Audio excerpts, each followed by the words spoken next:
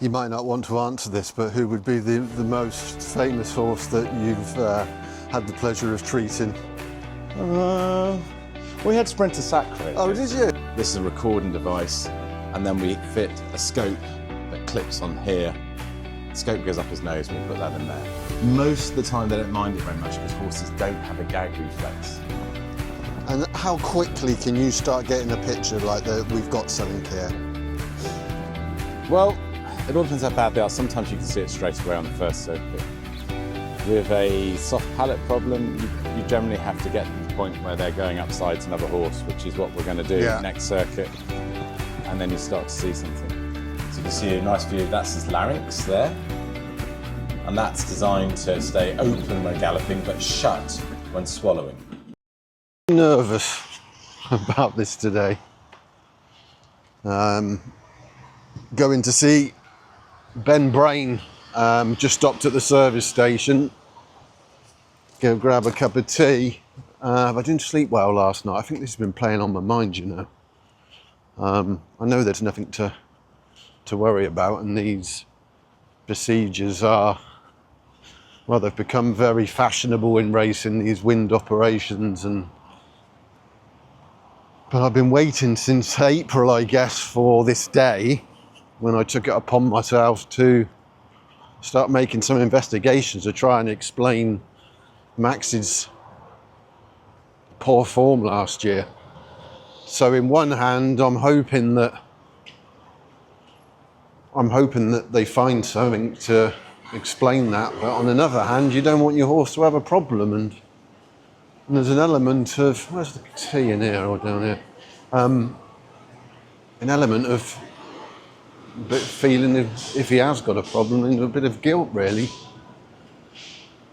But anyway, I should have got to wait and see what the verdict is today. But this is a whole part of why I'm doing this, really, is everything you're seeing on my journey as a racehorse owner is completely new to me.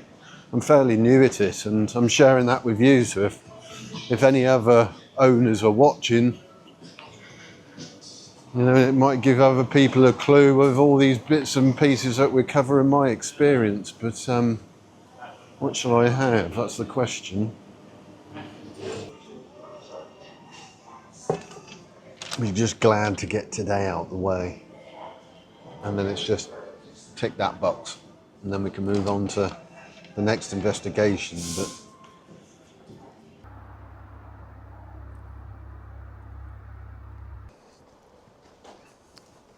Right, well, we always start off with the basics and have a listen to his heart and have a feel of his legs.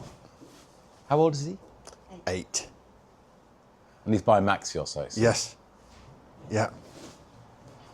Did he run on the flat? He did in France as a very young horse. He had 3 runs before he came over to the UK. I'm a vet. Yeah. So I'm a veterinary surgeon.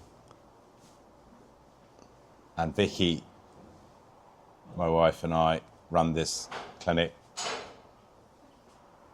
And our special interest is airway disease and problems. A lot of our work's racing, but we have all sorts in. And this time of year, it's a lot of flat horses. And I prefer them. Why? Because the margins of the incremental improvement has a bigger difference in a race. Right. So more rewarding for you, I It is a guess. bit more rewarding. Whereas the chasers, it's harder to get such a huge improvement that sometimes you need. Yeah.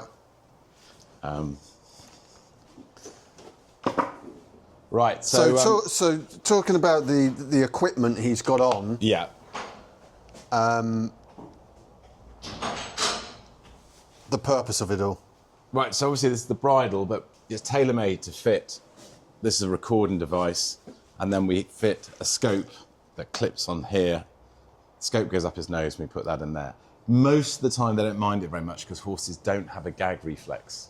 Right. I don't know if you've ever had a gastroscope. I have. Not yet. It's not very nice. I'm getting towards that age. The gag reflex is pretty powerful. It's very unpleasant.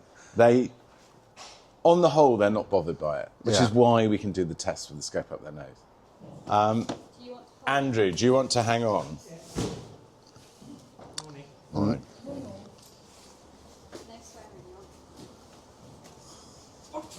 Yeah, we're being filmed, Andrew. It's not like one of your movies normally. No, no.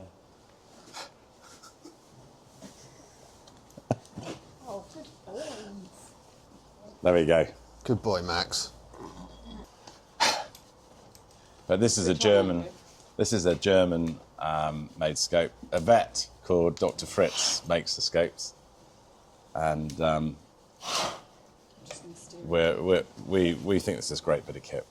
Rolf Fritz is his name, so he does. And this device here is obviously what we can. Oh wow! If we can just. And that's obviously going to be our main attention today. That area. Yes, because the history you've got is a respiratory noise, is it? No, we haven't had any. Well, I say that he was a very, very consistent horse. He used to run to the pound, and last year he had all of his old traits: enthusiasm, jumping wild, ears pricked, end of the races, just did not finish. Yeah, we're just going to put an ECG on it to monitor his heart as well. James Davis reported a noise at Kempton on one of his runs, but that was the only noise that was on. That was very soft ground from the back of the last. But he was just travelling like a dream, like he always does. He's usually last off the bridle. Business end of the race, he'd just go out like a light. So that's, I would say, at least half the horses we have here, especially in the winter, are horses that are stopping at the end of their races. And owners, connections, trainers, everyone, they just want to tick that box. Yes. Is there an issue? Because some of the wind problems we see don't make a noise. Yeah. Particularly soft palate problems. And horses have great memories, and once they associate an experience with an unpleasant stimulus, like cutting out, they soon go off the game. Yeah. So I think it is important to make sure everything's okay from early on in their career, really. Would it be something that you see develop in later ages of horses? Can do. I think you're unlucky if it develops past 6 years old, but we do see it. Yeah. We do see it. I think also as horses ascend up the grades, there is a threshold at which sometimes their palate, they have a weakness, and that's their soft palate. Yeah. And that is a disease that's very common.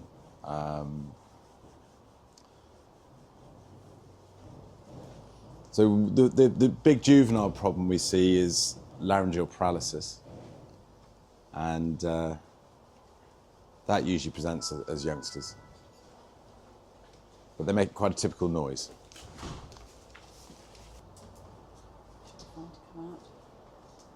Cool. Okay. What's it like being sort of married and working together? It's great, isn't it, darling? We're so happy. He's really happy. Half dreading today and half looking forward to it, because it's been since April, like just trying to do all this investigation work to find out, because something's been off, with him. I say, because he was so consistent. He loves his work, loves his racing, and he just doesn't finish. Yeah. I mean, the trouble is the elephant in the living room with a lot of these horses is they're stopping themselves. And no one really wants to go there, because that's a horse that says, right, I love racing, I love galloping, and they do. But when I get tired, I've had enough and I'll stop. And you can't make a horse run that doesn't want to run. No. And they have a lovely time. They go out there and they just go, they do as much as they want to do, and they stop. So weirdly, everyone who comes here wants to find a problem. That's right. Which is, it's in one hand you want to find the problem, on the other hand you don't want your horse to have a problem. Yes. It's a real weird, it's weird feeling, mixed emotions, really. Yeah, it's a strange. From a veterinary point of view, it's very odd to be working in a clinic where people come here wanting you to find something wrong. Yeah.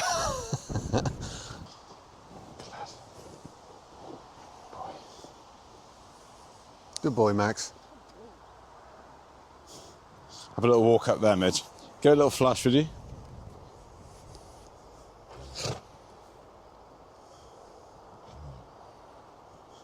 Mitch, just have a canter up there, just to check out the view.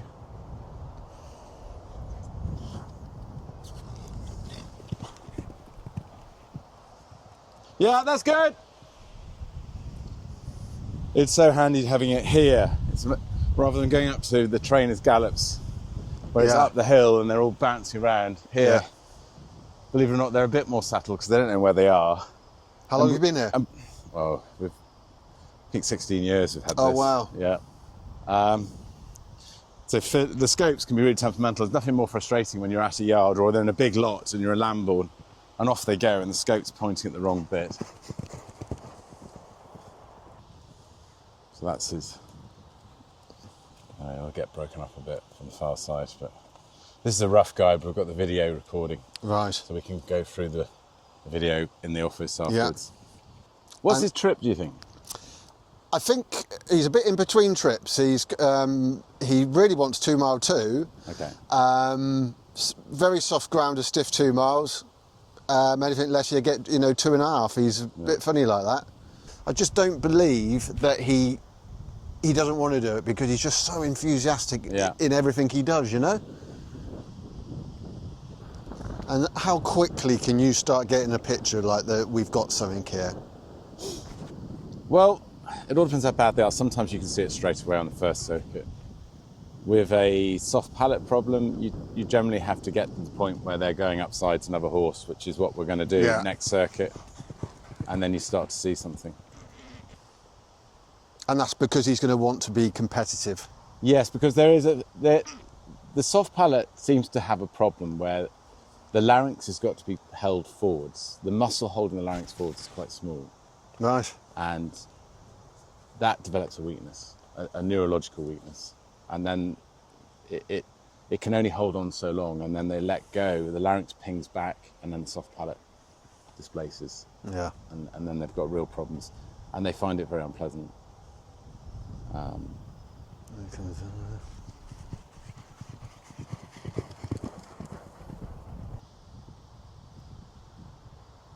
So this is about the time now where you start to see a problem if you have one. Oh, there is a bit of instability there actually. Is there? Yeah. Early signs of it. Yeah. And explain what that is. I will. There we go, I've pulled up. So his larynx has dropped back a little bit. And I can show you on the video, but you'll see certain structures come into contact where they shouldn't. And the soft palate elevates, presses on the larynx, and at that point he's an unhappy horse. An unhappy so internally, how would he feel? It's an unpleasant sensation. Feeling like you're being slightly strangled, I suppose. It's akin to us waking ourselves up when we're snoring at night. Got you. Suddenly you can't breathe. Yeah. You're gagging and you wake up and...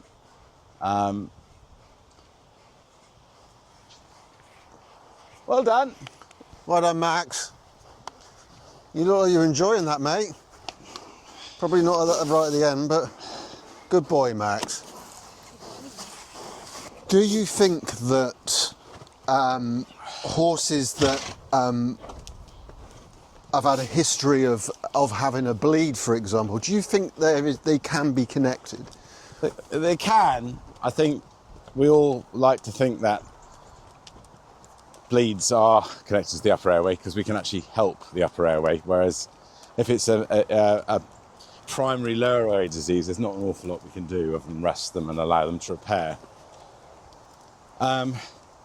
So hope springs eternal, and trainers want to investigate the upper airway as the primary cause, because then we can actually do something about it. Sadly, it's not always the case. And lower airway, I think lower airway primary bleeds are more the norm, I'm afraid. Right.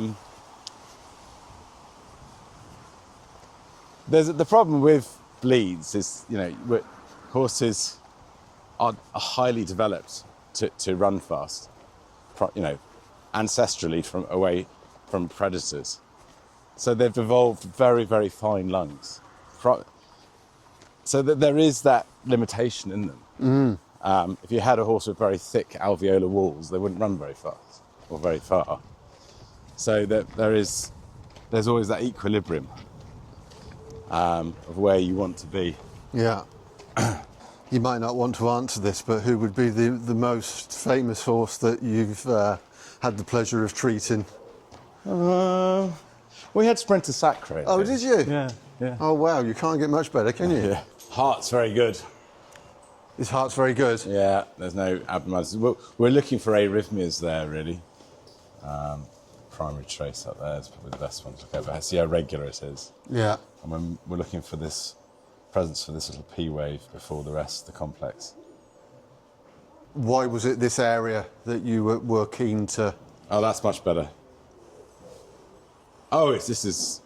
My father was into horses breathing, and I guess it follows on from that, and I really enjoy it. It's a bit more proactive than a lot of equine veterinary, and we don't see any sick horses, which is much less depressing. Yeah, yeah. Great, they can all come off. Great job. Yes, sounds a bit of a cop-out, doesn't it, when you become a vet? But yeah, there's only...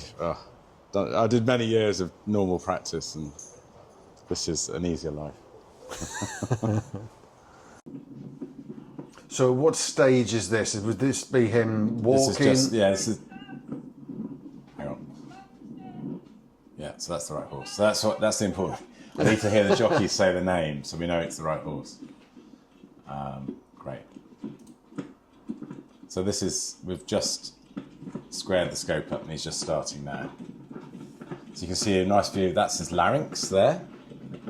And that's designed to stay open when galloping, but shut when swallowing. Otherwise, food goes down the esophagus, which is up here. So food has to travel over the top of this from underneath in the mouth. The soft palate flips up and food goes down there. Right. That's got to be shut. And the epiglottis is here and that flips backwards and steers food down there. And obviously when they're galloping, this is going to be wide open. So we can see his trachea down there, and sometimes you see collapse of those rings. That looks good there. Both sides of the larynx are open beautifully. Typically their left side, this side here, has weakness or paralysis and starts to fold inwards. And at very mildest, the vocal cords start quivering and the vocal cord here billows in, kisses against the other side. They make a sort of characteristic whistling noise. And that's paralysis of the vocal cord. A lot of the horse's respiratory problems stem from the evolutionary ancestry that all mammals have developed from a small mammal that had its heart just behind its left ear, and the nerves on our left side are asymmetrical to the right, and the left recurrent laryngeal nerve goes out of the back of the brain, down the neck, all the way around the heart, and then back to the larynx. On the right, that isn't the case, so that nerve gets weakened. Starting to see a little bit of palate movement now. So if you look now, this is the soft palate underneath here. Yeah. This is the epiglottis, and what you start to see is the epiglottis, instead of being folding down in a convex structure with the tip pointing down, it's now being lifted up by the soft palate. Right. And the tip of the epiglottis is being thrown up by the palate, and what's happened is his larynx has shifted backwards a little bit. He's not hanging on to it as well as he should.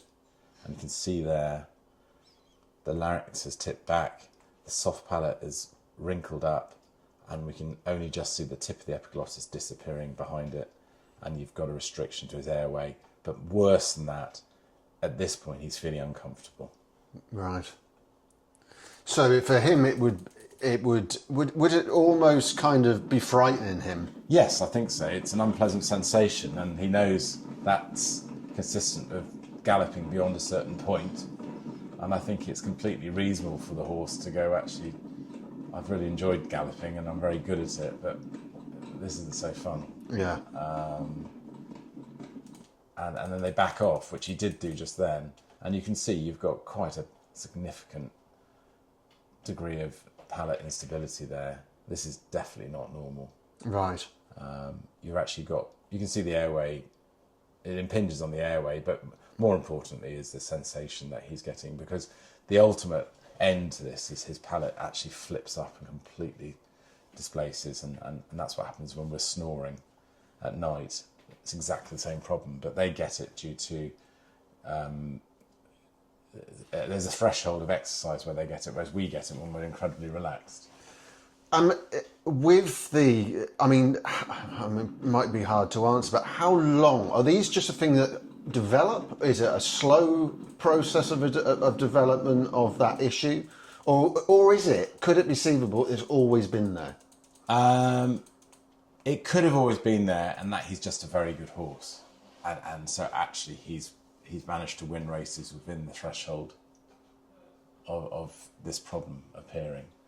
But then that threshold, as he's got older, has come lower Yes. and lower, and so he's not getting to the end of a race now, and he's not enjoying it. So the next step for me would be something called a Llewellyn surgery, a sternothyroideus tenectomy, which is basically the larynx is kept in an equilibrium. The larynx is designed to be advanced when they're exercising, which stabilises the palate. So as he's exhaling here, pressure's off, the larynx has come forward, palate's looking good, epiglottis is looking normal. As he launches the stride, everything rocks back. The larynx shouldn't. The larynx should be kept forward by a small muscle. Unfortunately, it can't respond to that. So we could help him hold his larynx further forward. And for him in his training, I mean, how long would this set him back?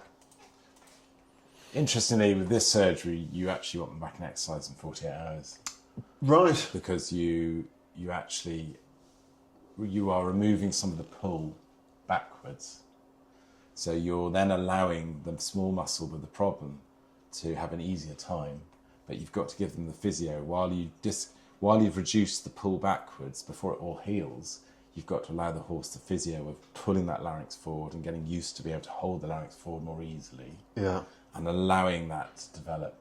If you wait for weeks, everything just glues back together. Right. So yes, this is one of the surgeries where it's a very, very quick, non-invasive surgery. And is that a laser? No, we do it with a knife. Right. Okay. Yeah. Pretty good outcome. You know, I think. Do they come back? They do. They do sometimes, and sometimes it can be repeated successfully.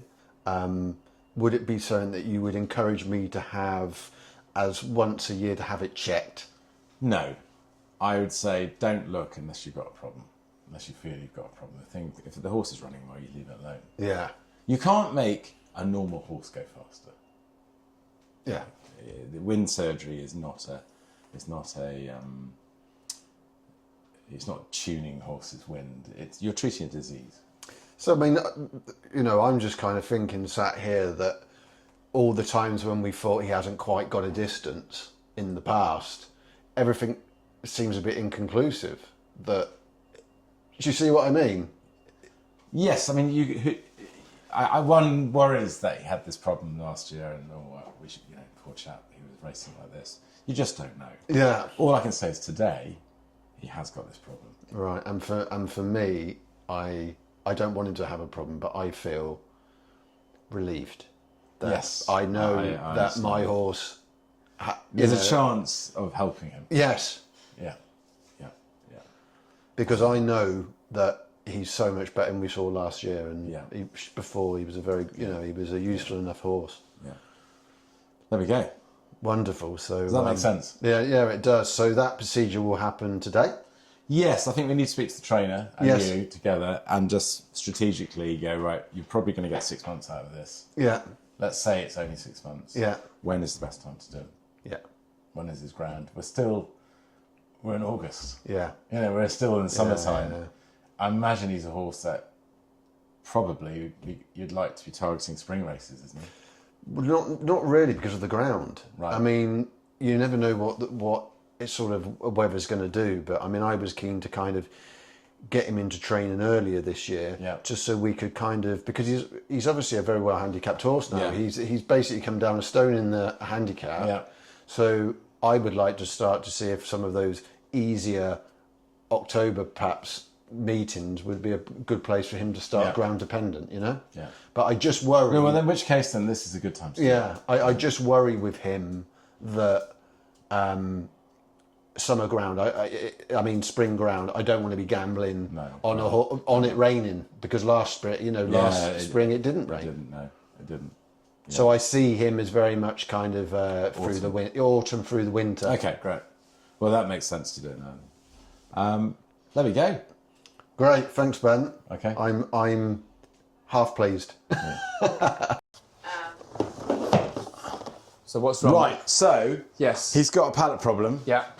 Larynx drops back, palate billows up. Definitely bothering him. Would definitely potentially explain poor performance. Yeah, it would. Yeah. It would. So I think we've got to get on doing these things, you know. So I do a Llewellyn and palate. Yeah. Have him back in work in 2 days. Stretch. Yeah, everything. you can have 3 days off, isn't it? And then 3 weeks overall. We 3 leave weeks them of light open work. now. We don't stitch them. Okay. We've had more problems with stitching them. Well, no. You tell me. So leave it open. Keep it clean. Give it a bit of a massage to get it to drain. So I think we've got 2 Llewellyns being done this morning. And then get straight back into work. Day off and then. Yeah, and it's 3 weeks of light work and then carry on, isn't it? Yeah, but definitely get 3 weeks of slow cantering the day off after 48 hours. Yeah. Ben's got a special offer at the moment that you only pay when he wins, and I just thought that was No comment. No, it's No comment. it's double or quit.